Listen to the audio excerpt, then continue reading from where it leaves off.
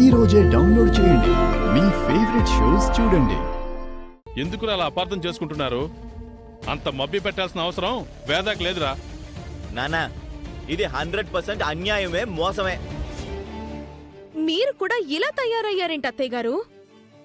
మీరు నమ్మినా నమ్మకపోయినా నేను చెప్పింది నిజం.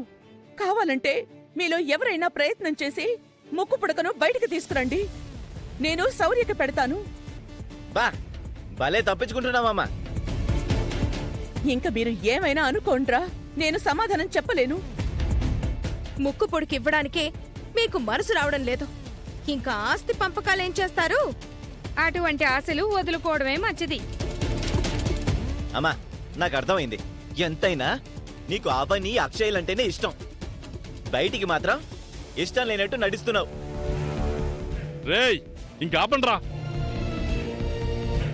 ఇంతకాలంగా జరగంది ఇప్పుడు ఎందుకు జరిగిందని వేద లోపల వేదం చెందుతుంటే మీరు ఇష్టం వచ్చినట్టు మాట్లాడుతున్నారు. వేద, నువ్వు వెళ్ళరా. నన్ను కాసేపు ఇక్కడే వదిలేయండి.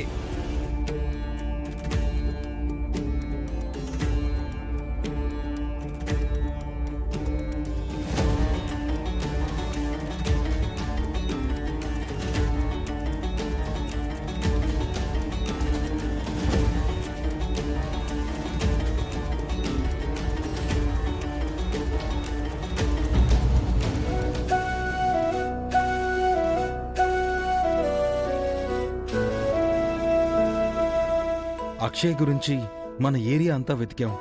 మన ఏరియాలో ఉన్న గుళ్ళన్నీ వెతికాం. ఎక్కడా కనిపించలేదు. ఎక్కడికి వెళ్ళిపోయిందో ఏంటో.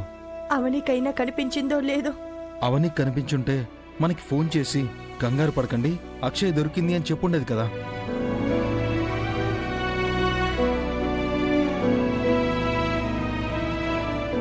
అక్క, అవని, అక్షయ్ ఎక్కడ కనిపించలేదా? లేదవని, నాకు కనిపించలేదు. నువ్వు చెప్పినట్టు మన ఏరియాలో ఉన్న గుళ్ళన్నీ వెతికాము. నాకు గాని నా బిడ్డకు గాని కష్టం వస్తే ముందు వెళ్లేది గుడికే.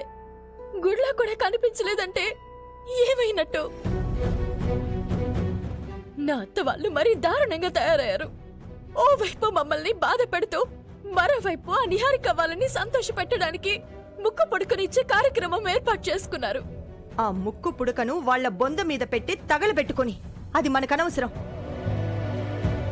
దానిని అందుకునే వరకు ఆ నిహారిక వాళ్ళు అత్తతో మంచితనంతోనే ఉంటారు.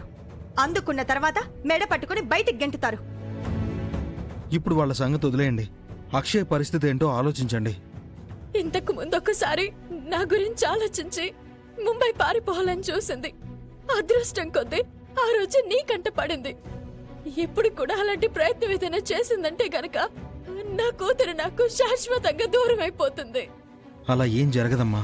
ఎన్ని కష్టాలు ఎదురైనా మీ తల్లి బిడ్డల్ని ఆ దేవుడు ఎట్టి పరిస్థితుల్లో విడదీయడు.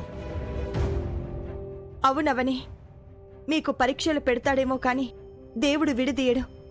ఏమో అక్క, నా బలహీనత అంతా నా కూతురే. నా కూతురు నాకు దూరం అయితే నేను తట్టుకోలేను. ఇంకా దేన్నైనా ఎదిరించగలను గాని కూతురు ఎడబాటుని నేను ఎదిరించలేను. తల్లి పేగు విలువెల్లాడిపోతుంది. అక్షయ్కు జరగరాదేదైనా జరిగితే మాత్రం నాకు చావే దిక్కు. అవని, ఏంట మాటలు?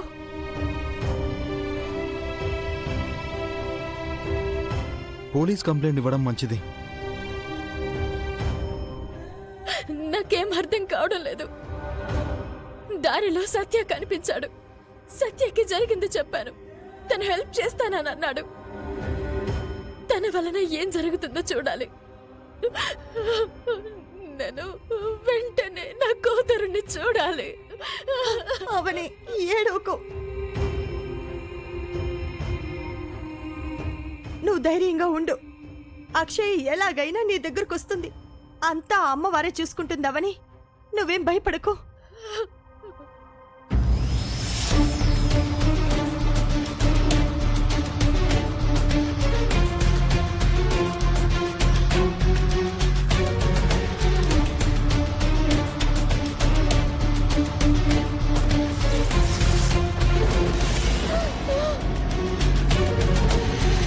నేనెందుకు పూజ గదిలోకి వెళ్ళలేకపోయానండి. నేనేం పాపం చేశాను?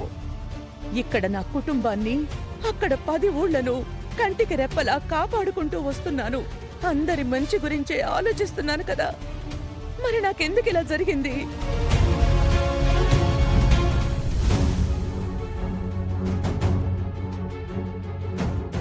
ఆనాడు నా కుటుంబానికి కావలసిన జాతకంతో నా ఇంట్లో అడుగుపెట్టిన దానివి. ఆనాటి నుంచి ఈనాటి వరకు అమ్మవారు నీ మీద చల్లని చూపే చూసింది గాని ఎప్పుడూ నీ మీద ఆగ్రహించలేదు. ఈరోజు అలా ఎందుకు జరిగిందో నాకు ఏం పాలుపోవడం లేదు. ఎందుకు ఇలా జరిగిందో తెలుసుకుందాం. ఒకసారి సిద్ధేశ్వర స్వామి గారికి ఫోన్ చేసి మనం కలుస్తామని చెప్పండి. లేదంటే ఒకసారి మన ఇంటికి రమ్మని రిక్వెస్ట్ చేయండి.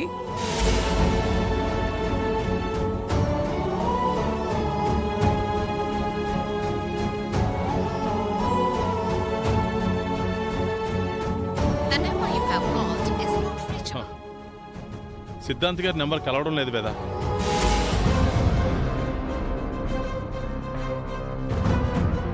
జరుగుతున్నవన్నీ చూస్తుంటే మనం ఏదైనా పొరపాటు చేసామేమోనని అనిపిస్తుందమ్మా.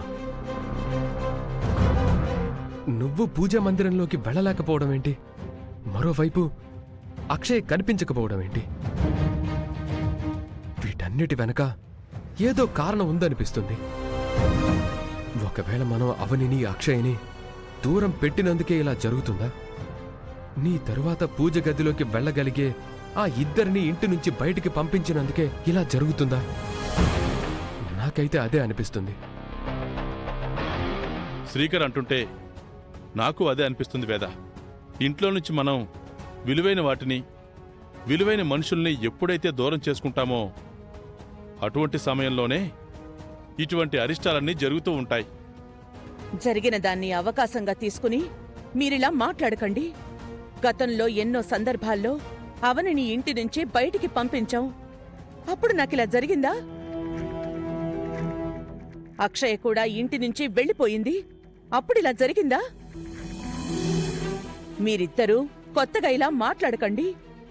ఈరోజు నేననుకున్నది జరగలేదు. ఇంకో మంచి రోజు చూసి ముక్కుపుడక కార్యక్రమం జరుపుకుందాం. అప్పుడు నేను అమ్మవారి గదిలోకి వెళ్ళొచ్చేమో.